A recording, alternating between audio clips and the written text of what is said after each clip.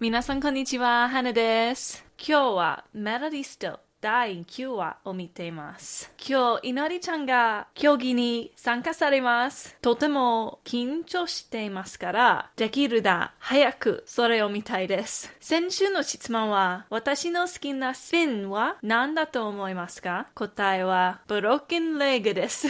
本当に好きです。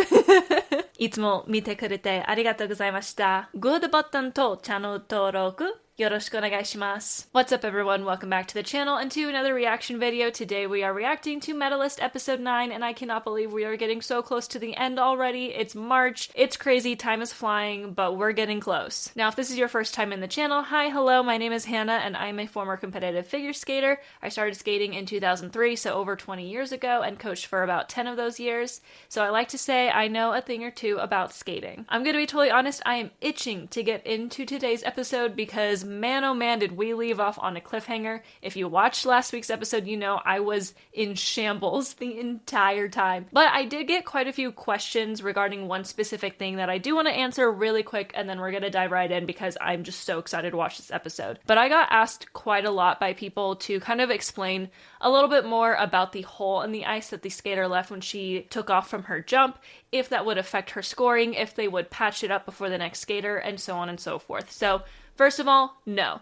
No, it's not going to affect her scoring unless it's something extremely egregious. Skaters leave holes like that all the time in freestyle sessions. Freestyle sessions are what we call practice sessions here. So she's not going to get a deduction unless something absolutely insane happens, like the ice completely breaks, which is not going to happen. The ice is made to not have that happen. And no, they're also not going to stop and resurface it. What they usually do is, at a club competition, usually a couple of hours, so usually about like 6 groups of skaters go, they'll do an ice resurface, and when they do the ice resurface, they'll take some snow out and pack any holes that were made in, and then the resurface goes over it and it kind of smoothens it out.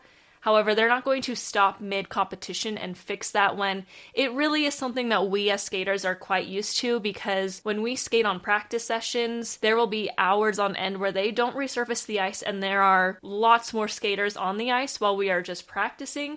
So it's pretty common to land a jump and kind of land on someone else's pick hole, and yes, you might be a little bit wobbly, but we pretty much know how to correct ourselves, and I think that's what was depicted in this. Yes, she was like, whoa, that's a big hole, but it didn't actually truly affect her landing. So it would only get addressed if it was extremely egregious. In the case of the skater, it was not. It was within reason that that will happen. Some skaters just have technique or have power that will make bigger holes, and they will just fix it when it comes time to resurface the ice, which would most likely be like after this group skates. At international level competitions, when you have 24 skaters, they have 2 groups of 6 skate, they resurface, they fill in patches, and then they have the other 2 groups of 6 skate. But club competitions, usually more time goes in between because it's not quite as common for big holes. Usually the higher you're jumping and the bigger jumps you're doing, the more big the holes will get, but in this case she just had a lot of power, so it would not get addressed, and the skaters just have to figure it out. If you accidentally land on it, then you just gotta recorrect and hope that it doesn't affect you too much. But with that, like I said, I am very excited for this episode. I'm gonna dive right into it, but before we do, don't forget to like the video, subscribe to the channel, and leave a comment your thoughts on today's episode. Also, if you'd like, you can follow me on social media. I am at Hannah Malay on Instagram. This is more of my cosplay account. I am gonna be posting some skating stuff here soon, so be on the lookout for that. And then if you're more interested in my random thoughts throughout the day and my Demon Slayer short form content, you can follow me on TikTok and X at lookingnerdy. But with that, let's get into it.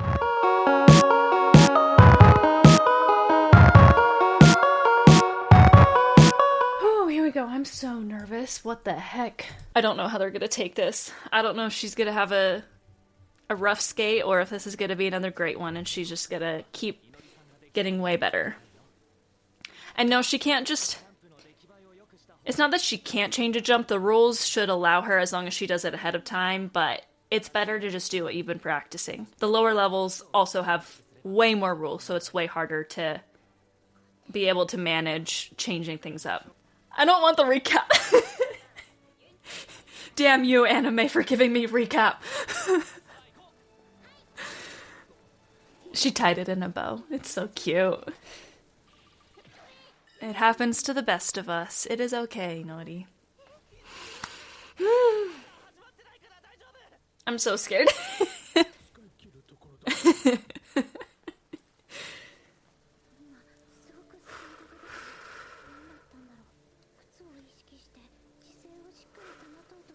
Yeah, it's been a very competitive group. You have to do the best program you've ever done in your life. She hasn't skated yet, I don't think, right? I don't think so. This is gonna be the opening. It's just gonna... I'm skipping it this time.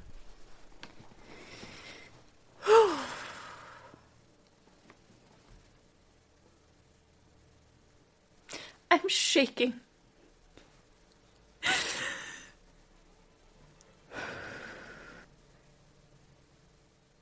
Good.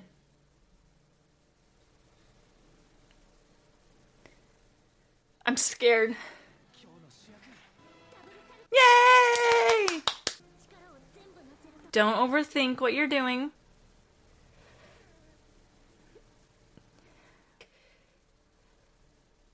Good. Double loop. Don't overthink yourself. Just let it happen. I'm scared.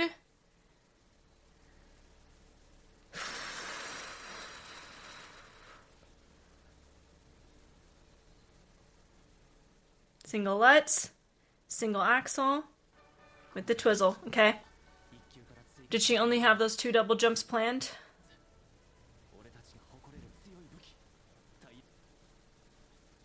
Okay, so now she has a step sequence. You can't be thinking about, like, every step you take you could mess up. That's a great way to mess up!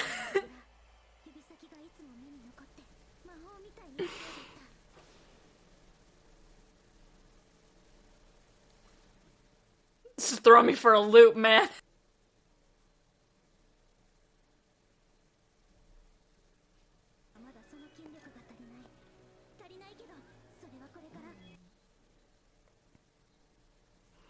Get your spin.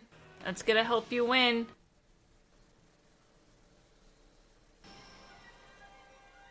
Good.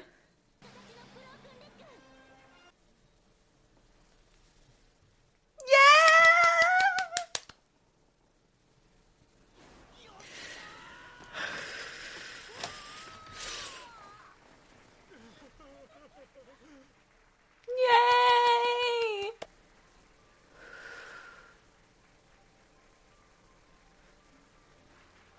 No matter what happens with the results, she can be very proud of that. Oh my god. Inori. Girly. Did she just hurt herself?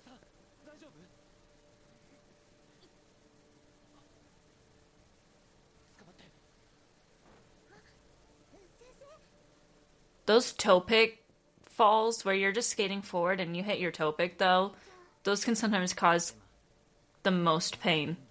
One of my worst injuries during my time skating, we're pretty sure I cracked my tailbone. This is not, like, confirmed by a doctor, but still to this day, over 10 years later, I can't do certain, like, ab exercises because my tailbone can still feel a lot of pain from that one fall. And it was from doing a snowplow stomp, which is something you learn in, like, the first level. You learn it in the first couple of weeks that you start skating.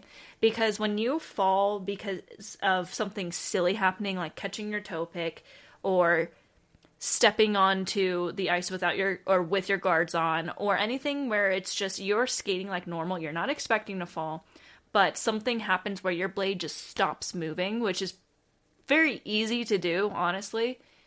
Those are the worst kinds of falls because you don't have it in your head that you will fall. When you go into a jump, you have it in your mind that I could fall on this. So you're already, like, prepared for that to happen. But in the case of just skating forward, if you catch your toe pick, you can knock the wind out of you where you can't breathe for a long period of time. You can severely hurt your knees. And yeah, those are the worst ones. They're embarrassing too. I haven't skated for a while, but I got on the ice a couple months back and I was just doing my warm-up laps around the ice and I just tripped while I was skating and then my hip hurt for 2 weeks after that. So those are the worst ones. Anyway. All right, what's her score? 24. Okay, she's in first. But how bad is this? Y'all throwing me for a loop, man. How did she sprain her ankle? Let's get to take her off the ice for a little while.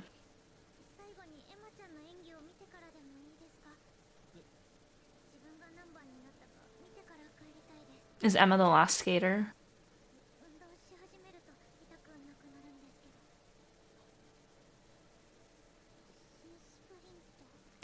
This must have been something that was starting to occur for a while. This kind of stuff doesn't happen just from one fall.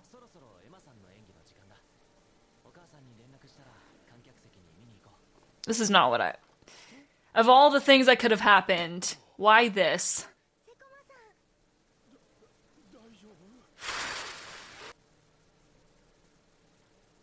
Okay, Emma.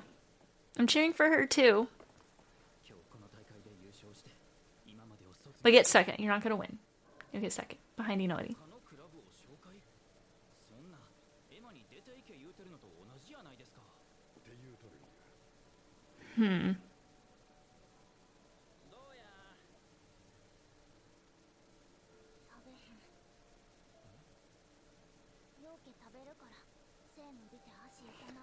Oof.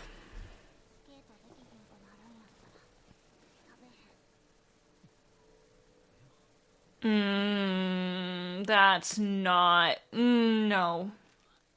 We need to nip that in the bud immediately. That's a big problem in skating. You have to eat. You need the calories.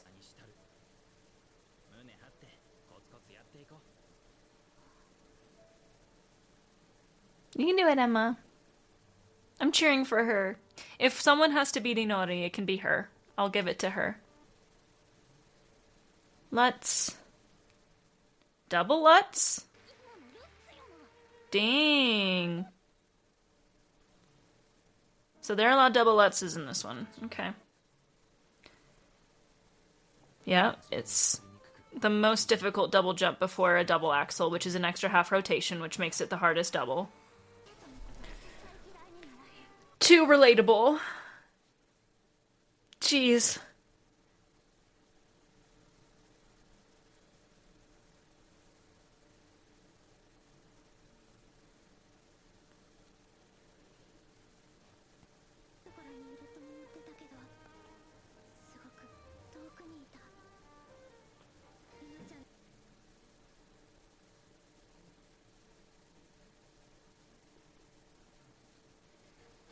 Double flip.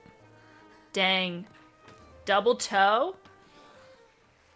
Wow. I mean, she wins by default because her level of difficulty is way higher. Like,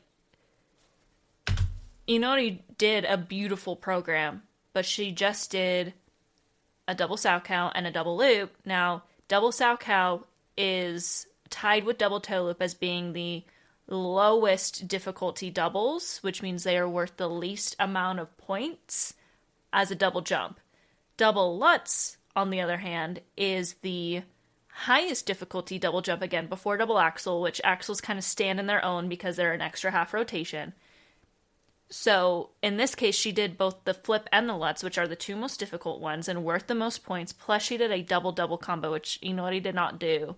And, like, the single Lutz, single axel combo is the most difficult single combo you can do because you have the single Lutz, which is still the most difficult single before axel, and a single axel, the most difficult single. So she maxed out on, like, how many points she can get for single jumps, but Emma is doing the most difficult program, and she's doing it well, meaning she's automatically going to just get way more points than Inori for her technical score, because the only way she would not beat Inori is if she were to now fall on everything else, get a bunch of deductions and a bunch of just badly performed jumps. But since she's doing the higher difficulty plus she's doing them well, there's literally no way she won't beat Inori in this case. And again, this is tough for me because I don't know the rules exactly in this level. I've tried to look it up. The rulebook is in Japanese. I am learning Japanese. I'm getting better at Japanese. I cannot read the rulebook yet. I want to get there. But I don't know exactly what, she's allowed. I'm assuming this level is similar to the American level of pre-juvenile, and they are allowed through double Lutz in that level. So that's kind of what I'm comparing it to. And anyone who does a double-double combo, especially with the double Lutz in pre-juve, is going to be very competitive and probably winning it. So Emma is throwing out a program that is a winner, and possibly, again, sandbagging, because all the other skaters were doing maybe double flips. I think I saw a double Lutz last episode. I would need to go back. But anyway.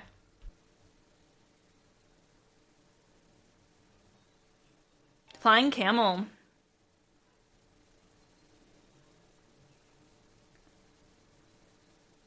She still only did one position on that. So now the other thing about Inori. So Inori did a flying sit spin with I call it a cannonball where I'm from, but it's pretty much just a tuck position where you put your nose on your knee. And then she did her broken leg spin where she was leaning to the side with her arm up. So I also counted 8 rotations. I don't know if that was the idea here. It is an anime after all. So with the flying entry, which I think they mentioned is a level here, not just the code of which the spin, but a flying spin is worth more than just a regular spin. So we're going to say she did a flying spin, which is worth more than a regular sit spin. Plus she did one feature with her nose to her knee, which is a level 1. And then she did her broken leg sideways lean, which is another feature, level 2, and then held it for 8 rotations, which would be a level 3. What I'm seeing right here, and I'm calling it like I see it, that was a flying camel level B. Because she didn't have any features. She didn't hold it for 8. She didn't do any special positions.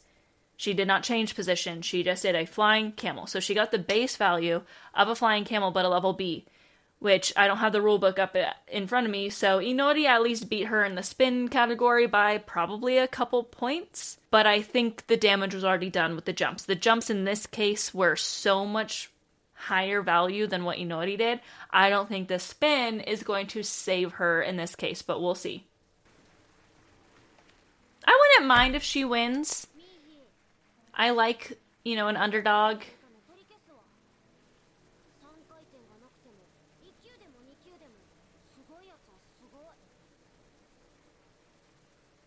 I'm excited to see her skate. People are telling me she's Hikaru's best competition, so I bet she's a genius too. Good job. Oh. Okay, I'm pausing again because I relate to that. So Inori is very gifted. She so far has gotten it quite easy. She's been landing the jumps very quickly. I've talked about that a lot. But Emma's story relates to me a bit more because I struggled with growing pains when I was around that 11, 12 range is when I really started to have a lot of difficulty with skating and was staying at the same level because I could not improve. Like I was really, really trying, but my body kept changing. I didn't know what to do. I started developing these really bad habits because of my body changing, and I unfortunately was not able to get to Emma's position where I was able to overcome it. That was around the time that I ended up having to take a break because of financial reasons with my family, and when I got back, I was already 16. I improved a lot after I got back on the ice, but not in the way where I could get like a double flip or double Lutz consistent, so I relate to Emma in the way where she's had so many struggles and people were like, she shouldn't be in this club because she's just not getting anywhere, which doesn't happen here. You're in a club that represents the rink that you're at, so no one's going to kick you out unless you leave the rink and whatnot. But it's so crazy because since I relate so much to the story and how it works, I'm like, man, I'm really cheering for Emma too. I'm really cheering for her to win. I almost want her to win and Inori to get second because I want to see that success for Emma as well because I can relate to it. So, okay.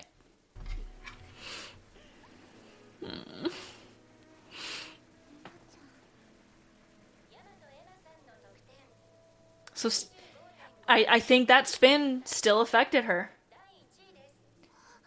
The jumps being so much higher level than what Inori did still helped her win, but she would have had a much bigger lead if she had done a better spin. That just goes to show how important spins are. I've talked about it a lot. At this level, spins are worth more than the jumps, still. Okay, now what's going on with Inori? It's too bad that they're making her leave before she can get her medal. Injuries are important.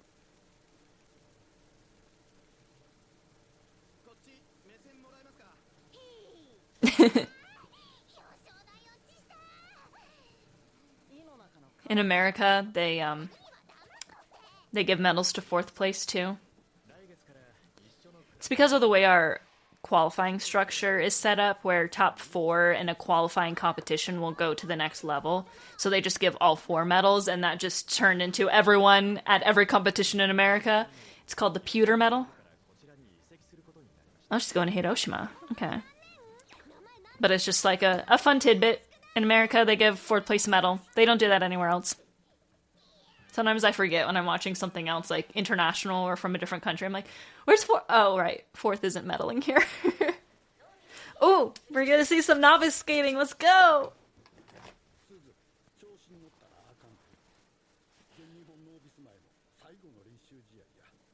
And all Japan is nationals.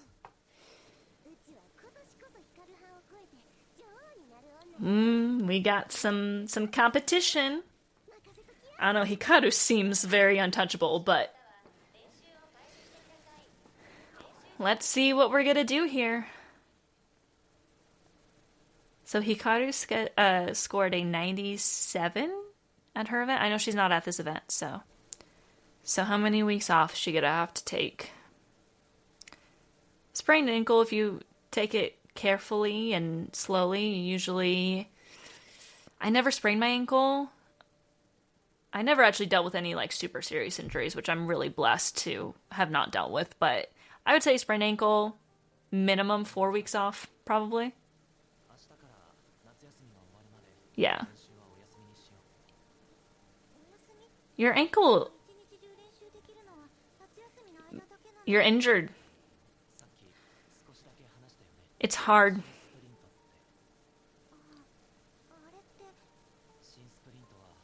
Yeah.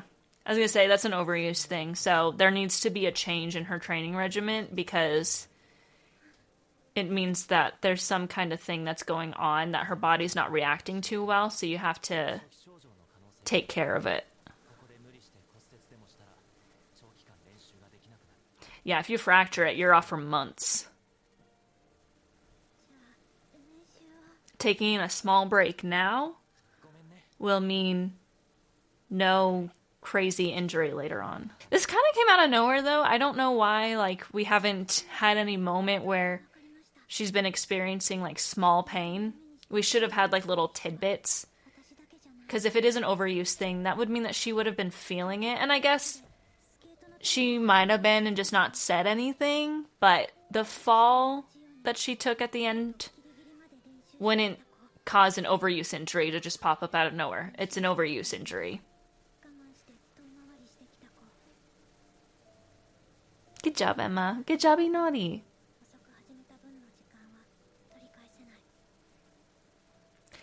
There is that, too.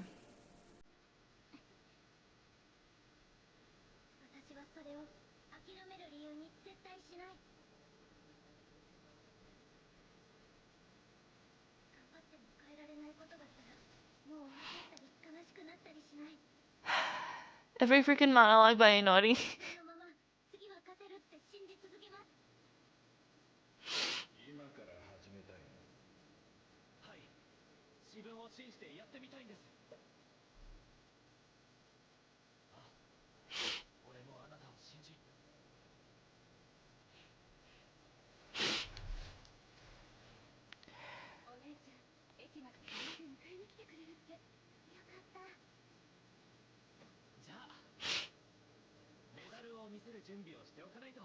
Oh, so she at least got her medal. She just didn't get to stand on the podium, which makes sense if she is injured.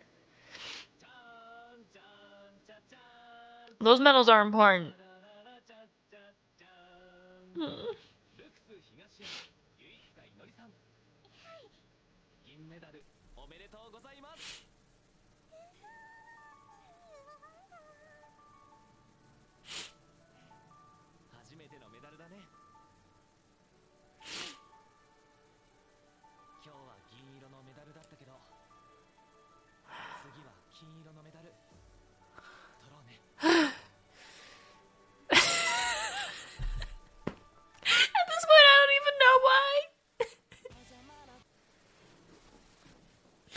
Okay, we didn't get to see Novice beat this episode. We have a post-credits scene. For sure. Okay. 5 days later.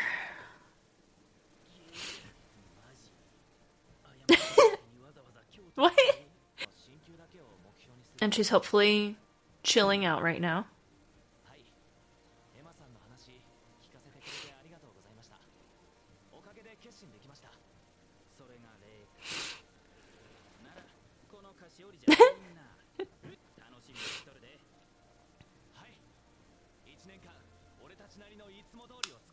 I support this friendship.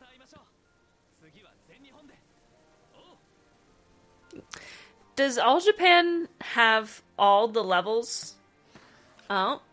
Are we not going to see the Novice B event from... Eh?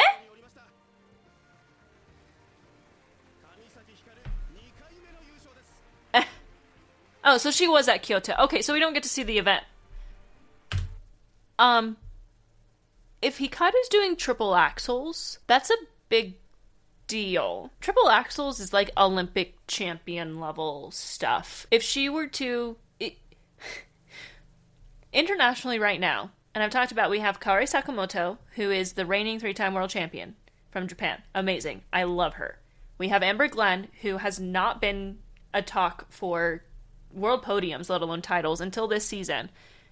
And the only reason that she is because, one, she's been able to kind of figure it out this season. She still hasn't had, like, 2 clean programs at a competition yet.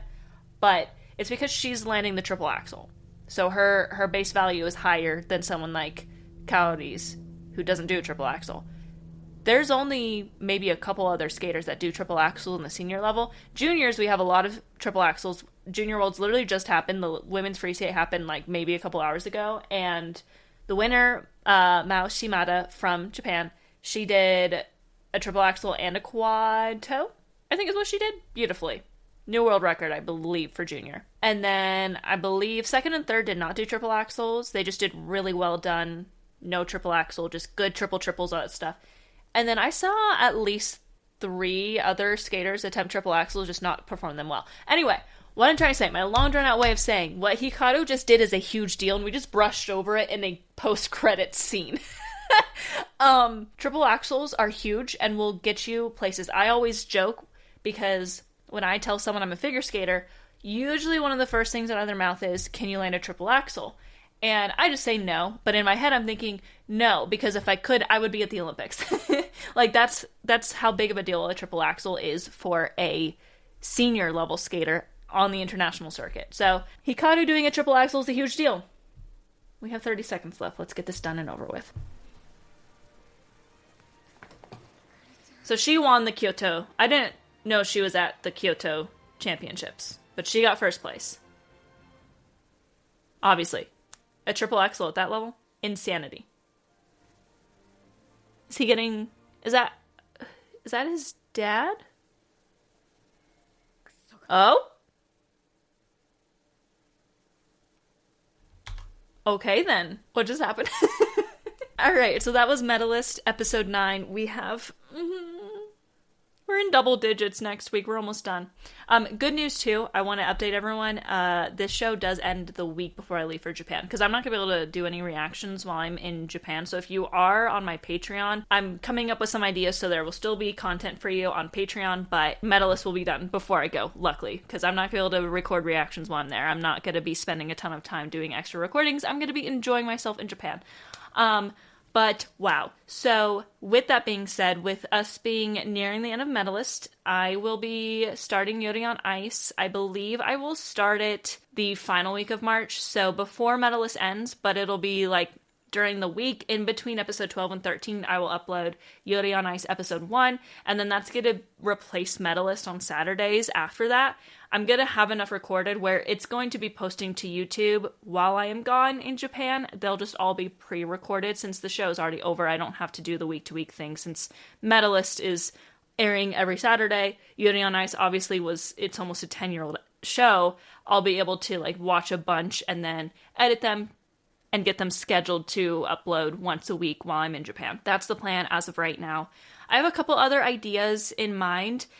I'm going to be real with y'all. This show, I had a feeling would happen, and I'm going to get like really personal with my skating career right now, so I hope y'all don't mind. This video is going to be extra long today. But when I stopped skating in 2019, I don't know why I'm feeling emotional about this. I never wanted that to be my end.